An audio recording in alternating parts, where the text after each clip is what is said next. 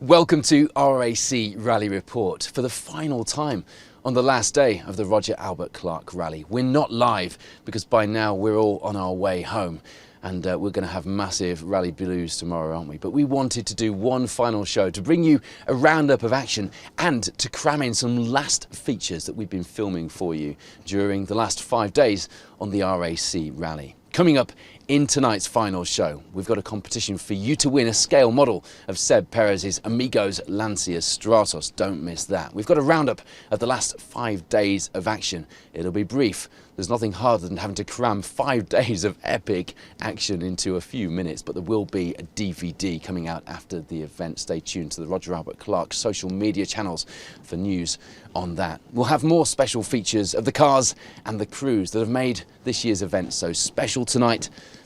And I just want to start by thanking you for everything you've done.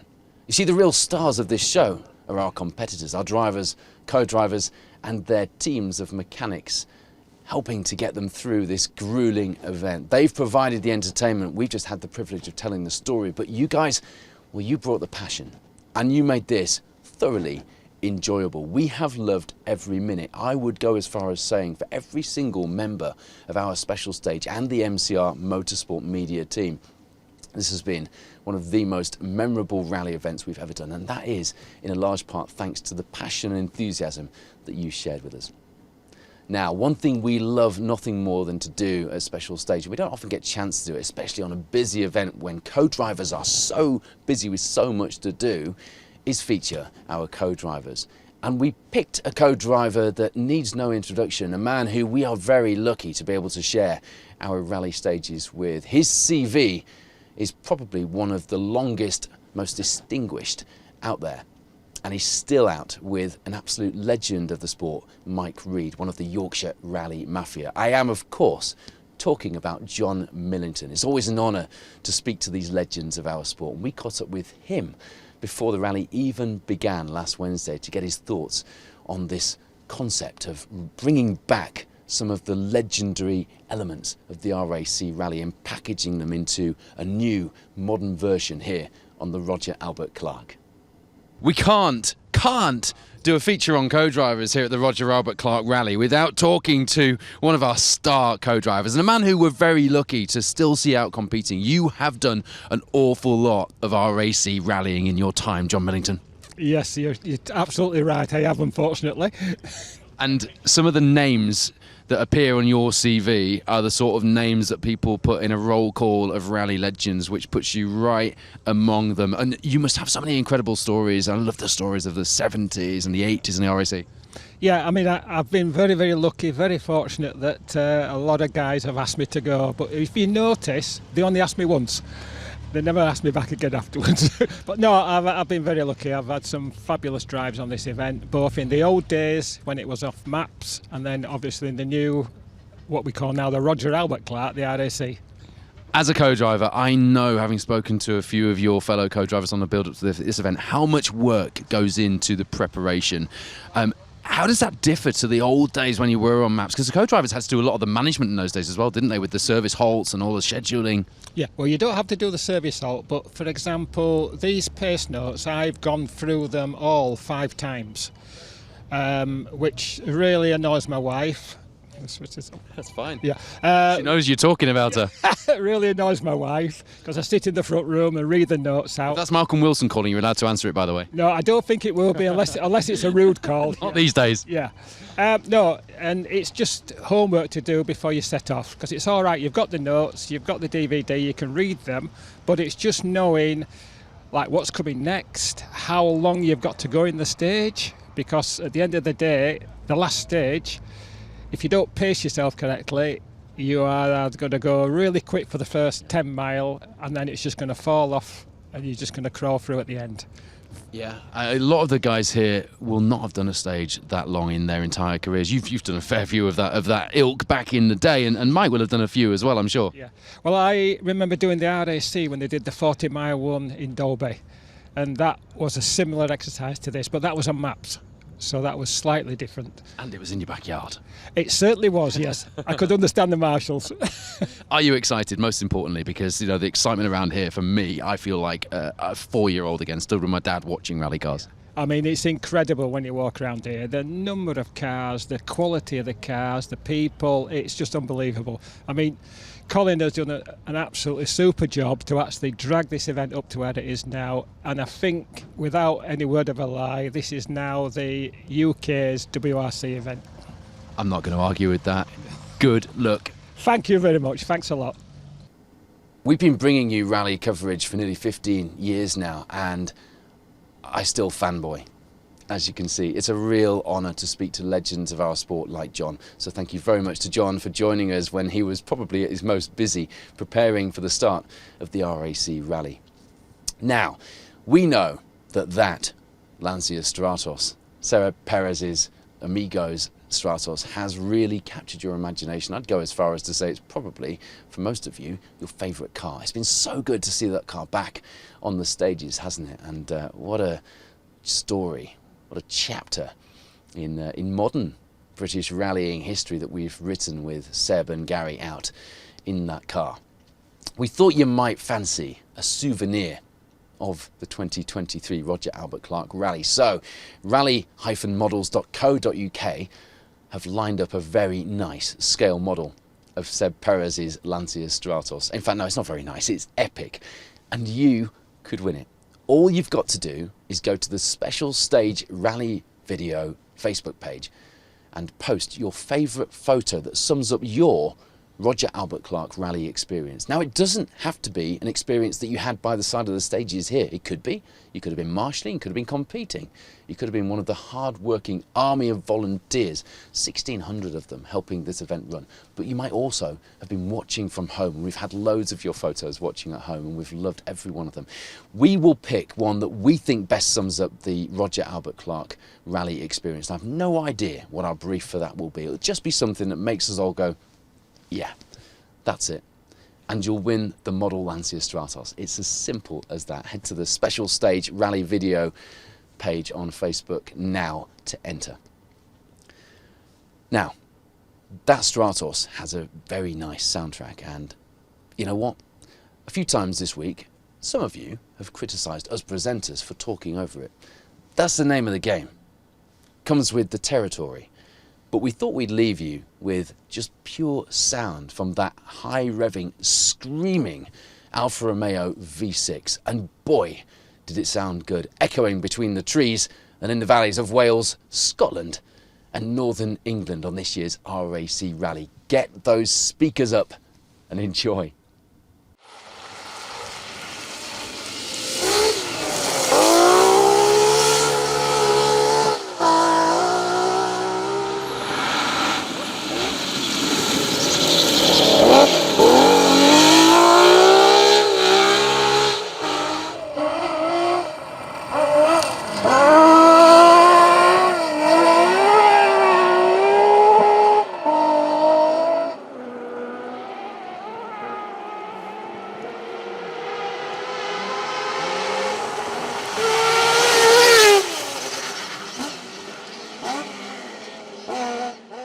I hope you had your speakers up loud enough that that sound will be ringing in your ears for days to come. Now it's time for some rally nerdery, but this time it's not just the cars that I'm nerding out about. It's the drivers. Rob Evitt has done 2 original RAC rallies, and he even became an accidental works driver for Vauxhall one year. He's got some stories to tell, and some of them are from this very rally, the Roger Albert Clark Rally. And we caught up with him in service at a point when actually he was stressing about his axle dropping out of the Marina TC. But he was happy to talk to us all the same. We've talked a lot on the build-up to this event about drivers who've done a number of Roger Albert Clark rallies, but also those who are competing this year and who have done the RAC Rally of old. Rob Evitt is one of those. 2 RAC rallies under your belt, and now this will be your 5th Roger Albert Clark Rally. That's some adventure you've been on. It is, actually. I like the challenge of a long event, actually, but I must admit, I started this when I was beginning to think it was my last one because I can't control my pressure, the nerves sort of thing, but...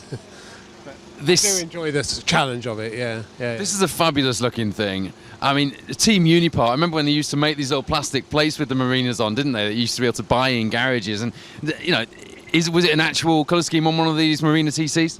Yeah, that's what its colours were, yeah. And I did rally one back in 1974, I think, a 1.8 TC. It was an ex-police car, actually, that I bought from the car auction, so... Yeah. Tell us the story about your adventure on the RAC of old in the Astra when the Works team picked you up. I think that was 1988, and I was running as Group A, although I was actually in a Group N car, but I think it was Brian Wiggins and the racing driver was doing it. Derek Bell was doing it that year, and I think they literally all broke down by the wayside, and I think about half... Western Park, wasn't it, on the water splash? Yeah, something like that, yeah, and they... but I'd driven kind of for Vauxhalls a bit in the past, in the Astra Challenge actually, so I knew but they picked me up to run me from that point onwards, because they got not many cars of their own left running sort of thing, the official ones. Fantastic story. You just don't get those sort of stories in rallying these days, but we're getting a fair few stories from this event. You've got one going on right now, haven't you? Yeah, unfortunately the rear axles decided don't want to stay in the car any longer. So you make it back though, didn't you? Sorry? You made it back? I made it back here, yeah. My son's now gone off to an agricultural dealer. Hopefully they're going to make up a new plate to fix the back axle back up. So hopefully we should be out again tomorrow, yeah. So we're on day one, you've got 4 more days left and, another 300 and something miles after today. So, it's not all over, is it? No, hopefully not. No, we're back out tomorrow with any luck. We should be, yeah. And hope to get to the finish, actually, yeah. That's the aim, yeah. And the Evatt family is very much a family of rallying, isn't it? Yeah, I encouraged my son into it, yeah. Yeah, because I came from a short circuit back, my father, but he never encouraged me into that and kind of left me in the wilderness. And then I had friends from college actually doing rallying, so I jumped onto that bandwagon. Fantastic. Yeah. Well, enjoy making more memories and adding another one to the adventure. And I don't think this will be your last. No, it won't be my last. No, I'll definitely be doing more. But whether, who knows? Thank you, Rob. Good luck. Yeah, thank you very much. I'm pleased to say that Rob did get the Marina TC fixed, and we did see it back out, and you'll see a couple of clips of them in the roundup later in this programme. The Evatt family are an ultimate example of the dad and lad rallying experience. Rob Evatt inspiring his son Joe to go on to be Rally First champion not so long ago in that MG ZR. And there are rumours abound that we might see Joe Evatt back on the stages in the BTRDA next season. We look forward to you confirming that very soon, Joe. Now, time for some more rally nerdery. If you know me well enough, you know that I love a good Lotus Sunbeam, particularly when it's in an iconic Works livery. And one of my favourite liveries is Russell Brooks' Andrews Heat for Hire. Luckily, Robin Hamilton and Phil Sandham have been on hand to keep me entertained this week with that beautiful Lotus Sunbeam. And we caught up with Robin to find out what the inspiration for the car's build was, and it might not be what you actually expect.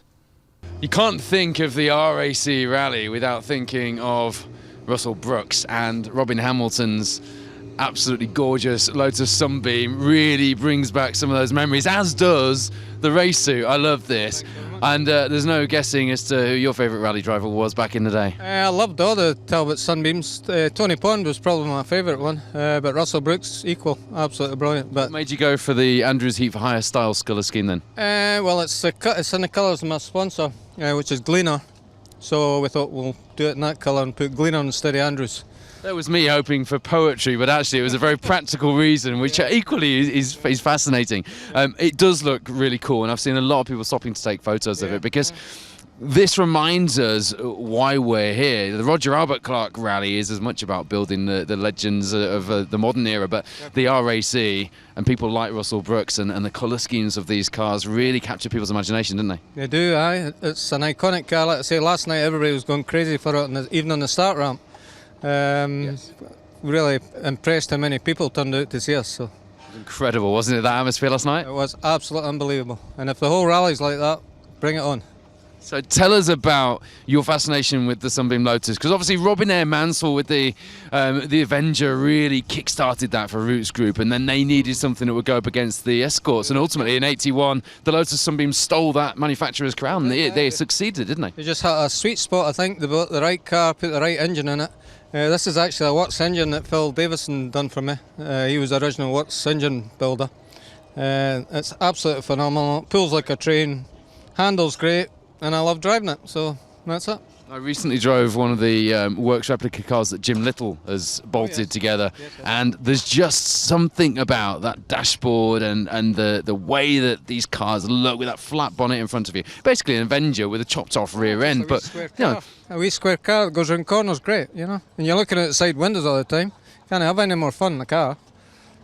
and it was the only rally car in the 70s that the British government actually paid for, because the British government paid for the development of this car to keep the Linwood plant alive, didn't they? They did, that's exactly that.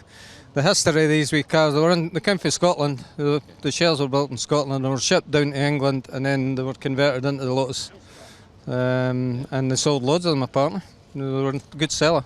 Everybody wanted one. It was the original hot hatch. Well, do you know what? It was the car that took on Ford, and not many others were managing to do that around that time. Harry Vatanen and Dave Richards might have taken the Drivers' Championship, but it was Tony Pond doing the business, wasn't it, as far as the manufacturers? Tony was some boy in these things, and then of course he moved on to the Metro, and I've got a Metro as well, so I'm a lucky man. You are a lucky man, and we've seen that in action recently, haven't we? But there we go. So the ultimate rally upset for the Roots Group when the Lotus Sunbeam really came to fruition on the stages, and here we are at the Roger Albert Clark Rally in 2023, still telling those stories and still entertaining thousands of fans in town centres and on the rally stages, just like we were supposed to, just like it feels like it was meant to be. The 1981 RAC Rally then will live in the memories of rally fans forever. And I think with the drama we've had over the last 5 days, the 2023 Roger Albert Clark Rally will do the same. Here's to hoping, and I hope we've played a part in making sure it is forever cemented in your memory as one heck of a rally adventure. There will be a full DVD with a comprehensive review of the action over the last 5 days coming up very soon. Make sure you stay tuned to the Roger Albert Clark Rally website and their Facebook page for further details. They'll be out very soon. But now, the hardest job of the week goes to our producer, Wayne Goldring, who had to somehow cram 5 full days of massive stories and rally action into just a few minutes for a condensed review of what we've enjoyed over the last 5 days of the Roger Albert Clark Rally. Here's how we got to this point.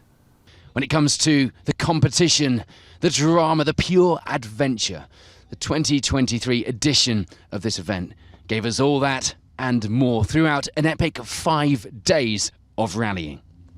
The rally got underway with the world watching in the town centre of Carmarthen. The crowds lining the streets in their thousands to see the cars up close before they headed out to the forests where the real competition and the real theatre would begin. Day one was meant to be the easy one.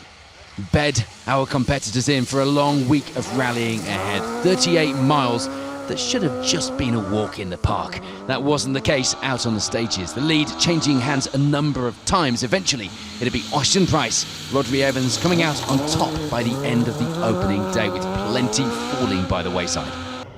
That lead had originally been over Chris Meek and Noel O'Sullivan, the WRC star back on the stages. They'd taken the lead briefly as well on stage 2, only to lose that with a puncture on stage 4 that they had to pull over and fix. Damaging time loss, but worse was to come when the pair stopped with a problem on the car in stage 6, which turned out to be a terminal engine problem. They'd be going no further. So that left the job up to Oliver Solberg and Marty McCormack to fight it out for the podium positions. And it would be Solberg with Elliot Edmondson alongside, taking second on day 1, closing the gap to the leaders by just a single second. For 3-time winners of the event, Marty McCormack and Barney Mitchell, it would be third. They were doing exactly what they needed to do and know all too well that it's a long rally. 4 more days to fight it out on the stages. Our crews went into day 2 with the big news being that lead over the morning stages would have changed hands. Oliver Solberg and Elliot Edmondson on a charge now, the confidence brimming inside that Mark II and taking the lead with a 13-second advantage at the front of the rally by the midpoint of day 2. So for the supremely impressive and hard-charging Ocean Price and Rhodri Evans, it would be second. They were still on pace though, and would of course be chasing that lead back again in the afternoon. Of that we were sure. And for Marty McCormack and Barney Mitchell, no change. They remained in third place, just a minute back from Price up ahead. Seb Perez and Gary McElhaney would still be going strong in that screaming Stratos. They moved up a position as well through these stages, ending the day with a now impressive 5th place. Some of this shuffling on the leaderboard down to Paul Barrett and Gordon Noble, the pair dropping back down the order to 14th place and losing around 4 minutes through the final stage of the day. Up to Scotland for day 3 of the Roger Albert Clark Rally. And once again, we'd see a shake-up in the results.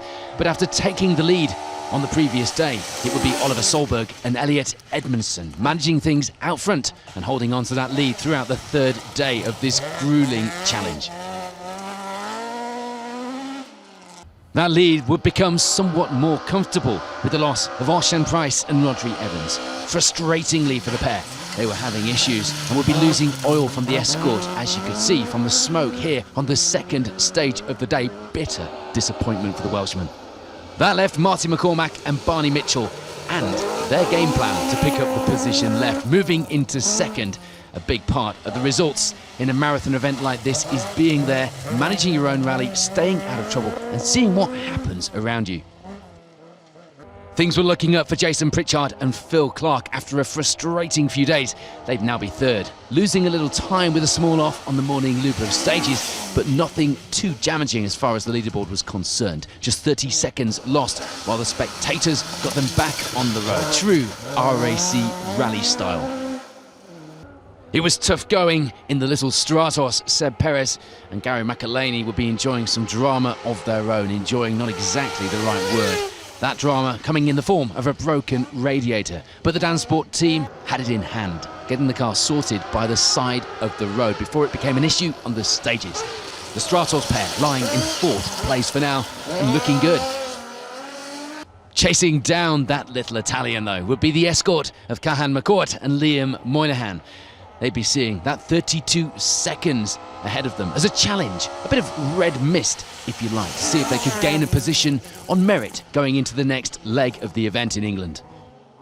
We have said it every day so far on this RAC rally, but day 4 certainly would throw a spanner in the works when it came to the leaderboard.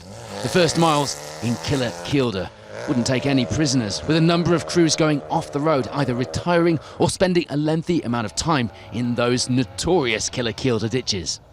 Thankfully for our WRC star Oliver Solberg and Elliot Edmondson, it would still be an advantage on the results and one that was growing. They got through the opening stage with no problems, extending that lead to almost 4.5 minutes. Almost at this point looking untouchable. However, disaster and that RAC rally drama would come in the final stage of the day. The car coming to a stop with a drive shaft problem, putting them in Super Rally and back down the order into 4th. Although still very much in contention, just 27 seconds away from 2nd place. Marty McCormack and Barney Mitchell almost looked like they knew what they were doing. 3 victories in. You'd be a fool for thinking otherwise. Now they meant business, finding themselves in the lead of the event. Marty saying from the start, this was a mix of speed and a balance of making sure you were there at the finish. And that's what wins a rally like this. It was certainly working for the Irish pair at this stage. More of that RAC rally drama striking on day 4. The North Road Garage Escort of Jason Pritchard and Phil Clark would have 2 punctures, losing a lot of time. In a better position than last time they were here though, ending the day in 5th. That drama up ahead though, it had moved Seb Perez and Gary McElhaney into 2nd place almost 50 years ago. Sandro Minari took a Stratos to 3rd on the RAC rally. The prospect of seeing that go one better on this year's event was something we were all pretty thrilled about. It wasn't without its issues though, including a small spin in the slippery stages this morning and a few more issues for the team to nurse through. One crew who had been keeping themselves out of trouble, driving their own rally and not really getting involved in any of the drama or the fights in the leaderboard at this stage. But they need a mention because they were starting to come on strong. were Cahan McCourt and Liam Moynihan. Only on their second gravel rally in the Escort, a supremely impressive run for them so far, going into day 5 on the final step of the podium, and with that Stratos in their sights. The final day was looming then, and that monster 38-mile stage through Pundershaw. The big news from the opening stage of the day will be the loss of a hard-charging Oliver Solberg and Elliot Edmondson, crashing out at the end of the first stage of the day within sight of the flying finish. There was bitter disappointment and real emotion, though, for Seb Perez and Gary McElhaney. So close to the finish, they go off the road midway through the stage, meaning that Catherine McCourt and Liam Moynihan would take that second place on only their second time on gravel in that yellow Mark II. It will be a somewhat surprised Jason Pritchard and Phil Clark, and also pretty emotional, finding themselves in that final spot on the podium, coming through the finish at the end of that Pundershaw stage. Disheartened earlier in the week with the various issues that they'd faced, they didn't expect this result. Proof, if ever it was needed, that you just need to be there at the finish on a rally like this and manage your own rally in order to get a strong result. And seemingly knowing exactly what they were doing. A nice measured drive through the final stages would make it win number 4 for Marty McCormack, win number 3 for Barney Mitchell. A fantastic end to an epic week of rallying on the 2023 Roger Albert Clark Rally. We had drama from the very first stage 5 days ago, and we had drama in the very last stage, that 38-mile monster through Pundershaw. The Roger Albert Clark Rally has delivered.